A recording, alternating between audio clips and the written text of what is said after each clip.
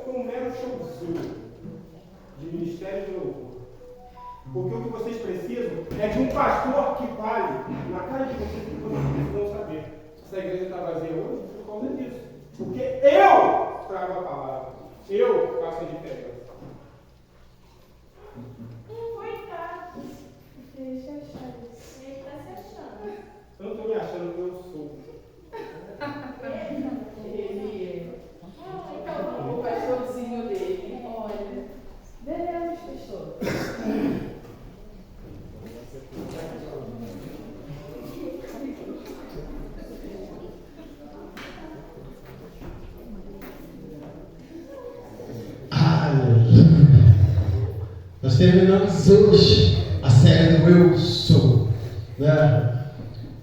Jesus, ele por 7 vezes, ele se declara como Eu Sou. Por 7 vezes ele declara que ele é Deus. E infelizmente muitas pessoas, elas esqueceram quem realmente é o Senhor da igreja. Muitas pessoas, elas querem status, querem fama, querem dinheiro, elas querem tudo e esqueceram que esse aqui é o lugar da adoração, que quem é o único digno de ser adorado, o único digno de ser exaltado neste lugar é Ele, Jesus. Ele sim pode dizer eu sou. E hoje eu quero terminar com você o último eu sou de Jesus. Quero que você abra a sua Bíblia no Evangelho de João, no capítulo 15.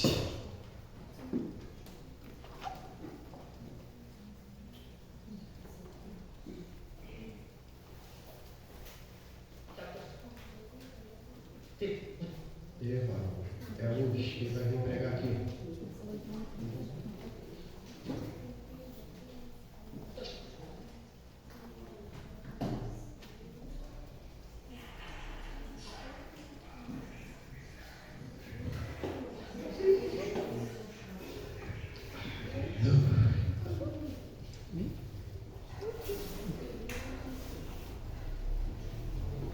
Essa semana eu fui fazer treinamento da brigada de incêndio no trabalho e diante de diversas situações que você enfrenta ali, né, situações de muita pressão, porque você pode a qualquer momento você passar por uma situação de real incêndio na empresa, em casa ou onde quer que seja. Então no treinamento eles te fazem ficar debaixo de muita pressão. O tempo todo você tem que fazer escolhas, decisões rápidas para como agir, como você apagaria aquele fogo, como você terminaria com aquele princípio de incêndio, usando o extintor certo, usando a ferramenta certa para não piorar tudo.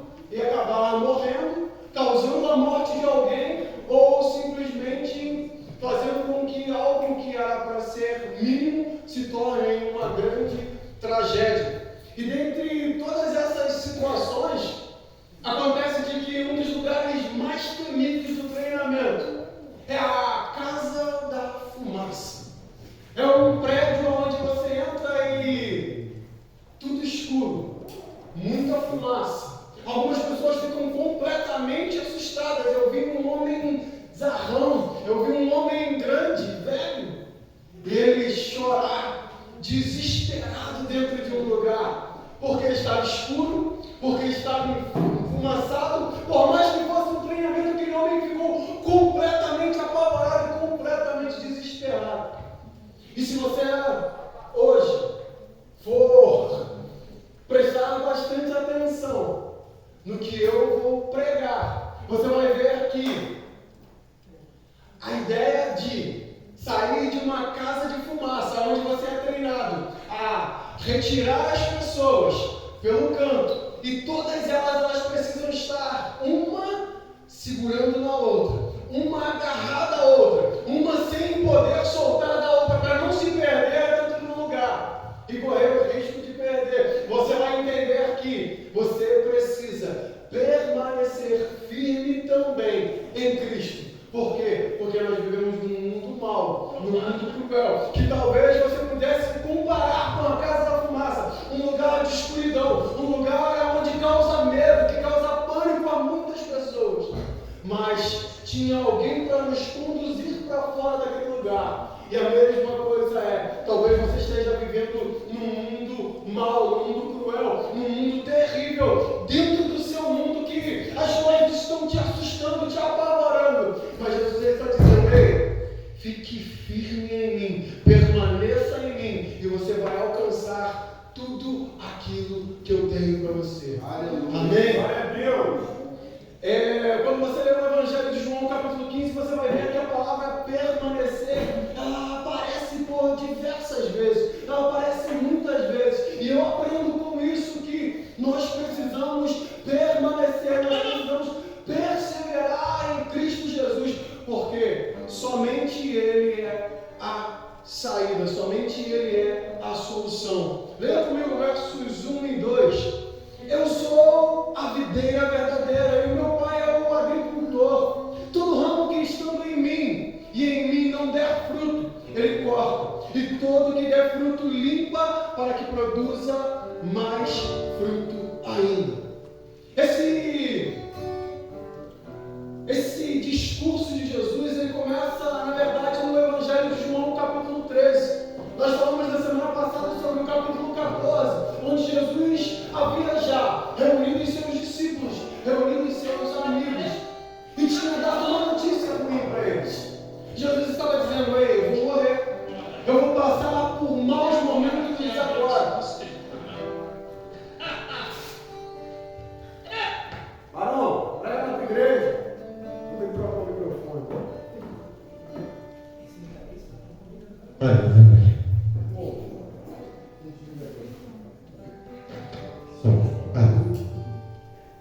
Agora acho que vai.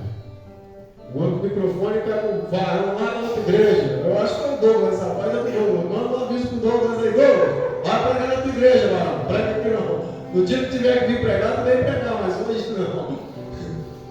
Então a verdade é o seguinte: Jesus, ele no Evangelho de João, capítulo 13, ele reúne os seus discípulos, ele reúne os seus amigos, para que ele dê uma notícia triste.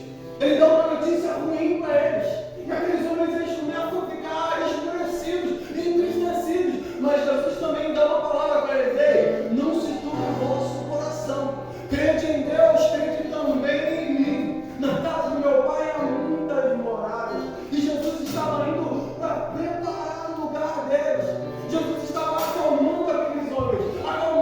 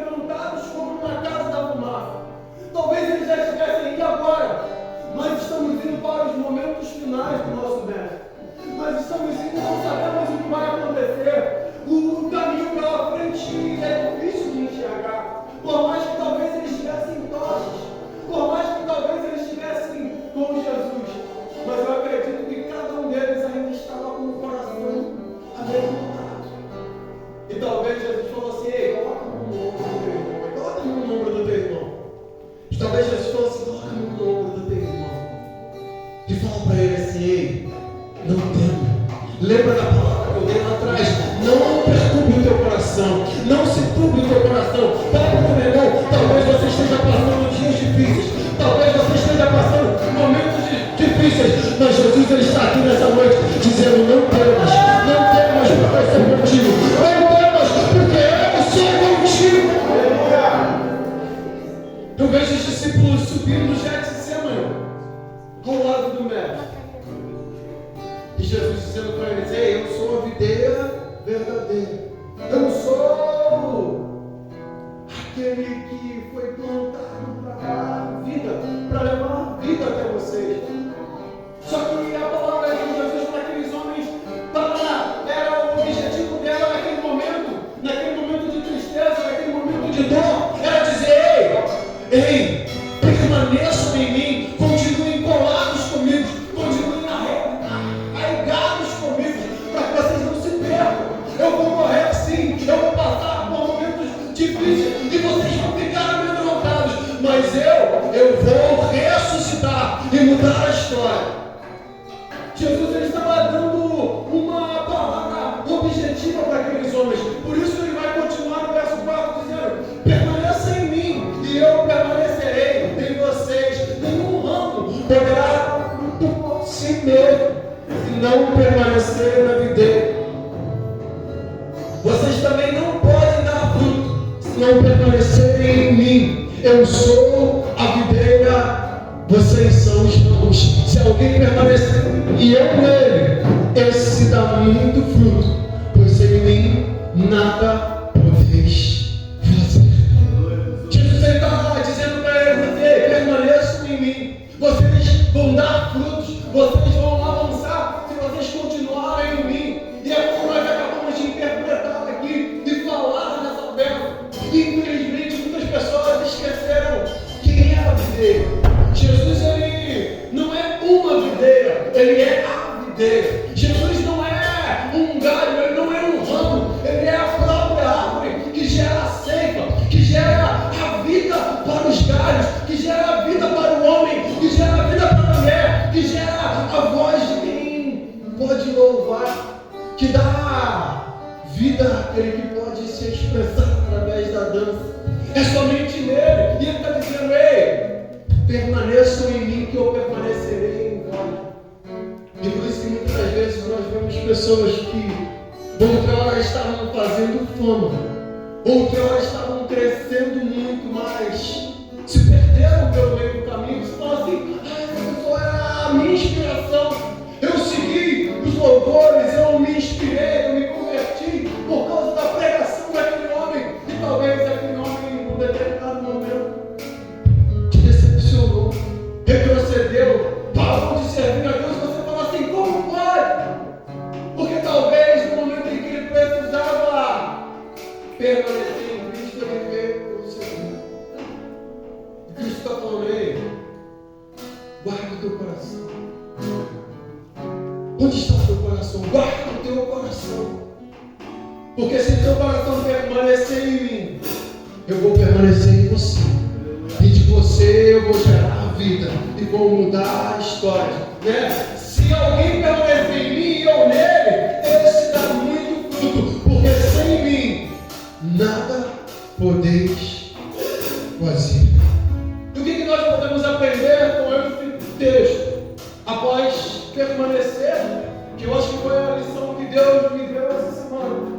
Por mais que seja difícil, por mais que seja complicada a sua vida, a sua caminhada com Cristo, permaneça.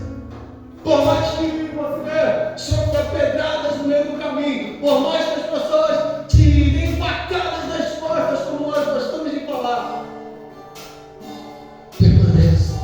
Por mais que um líder tenha te machucado, por mais que alguém tenha dito: mas logo você, logo tu na igreja, maconheiro, você passou na mão de todo mundo, você viveu tudo errado, você fez assim, você fez assado. Por mais que as pessoas duvidem, permaneça. A primeira lição que eu aprendi foi essa, mas eu entendo também que nós aprendemos com esse texto que o propósito é a frutificação através da videira. O verso 2 diz: todo ramo que estando em mim não der fruto, ele corta, e todo que dá fruto limpa, para que produza mais fruto ainda. E o Senhor, como agricultor, como viticultor, ele trabalha para que os seus frutos, seus filhos frutifiquem, porque ele corta, ele limpa, ele poda, para que o ramo produza ainda mais fruto. Teve uma vez, pensa num garoto brincando que eu lembro que era eu. Tu pega abacate na frente da minha casa, lá no caminho do rio. Aí o vizinho foi lá e começou a cortar o pé de abacate. Pô, mas eu xinguei muito o Luiz careca. Seu careca, você vergonha, tá cortando o pé de abacate daí na tua cara.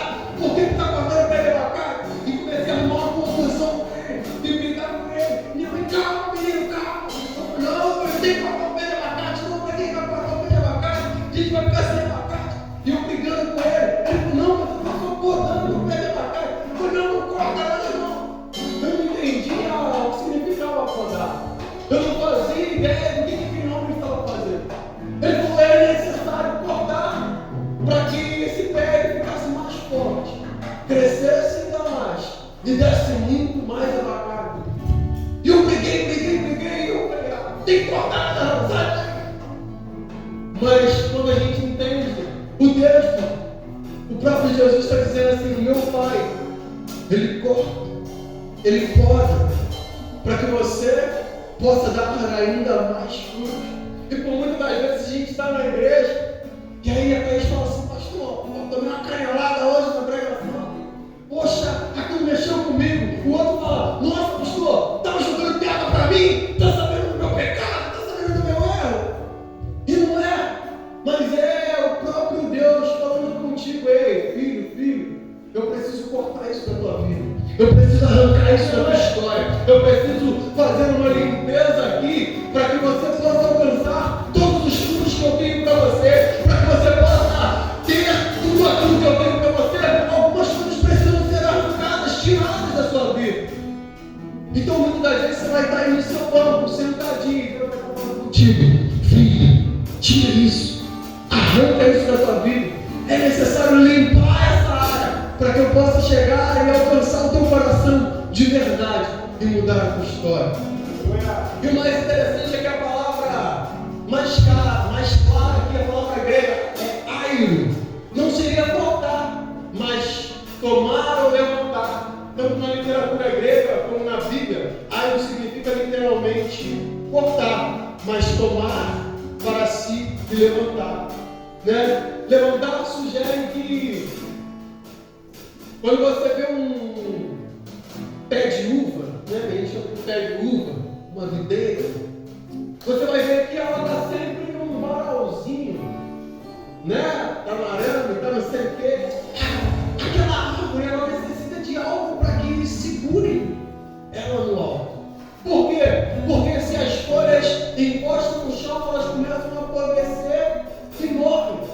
Então, quando Jesus estava falando aqui, ele corta, ele estava falando assim, ele levanta aquele galho e coloca para que ele possa frutificar ainda mais. A palavra airo era Jesus falando assim, a gente entende que era o próprio Deus descendo na terra, pegando o homem que já estava se apodrecendo, pegando o homem que já estava se perdendo, levantando, erguendo o homem e falando, ei, você não vai ficar perdido, você não vai ficar caído, eu vou te levantar, vou te podar, vou cuidar de ti, para que você possa ir e dar, produzir muitos frutos. E assim será para você.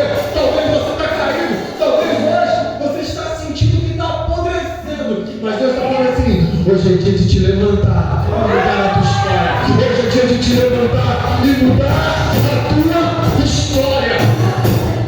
Deus, como viticultor, segue um processo na nossa vida. Ele corta partes da nossa vida que roubam a nossa vitalidade e nos impede de frutificar. Na disciplina, o que você precisa ser Na disciplina, o que precisa ser retirado é o pecado. Na moda, o que precisa ser retirado é o eu. Fala para o teu irmão assim,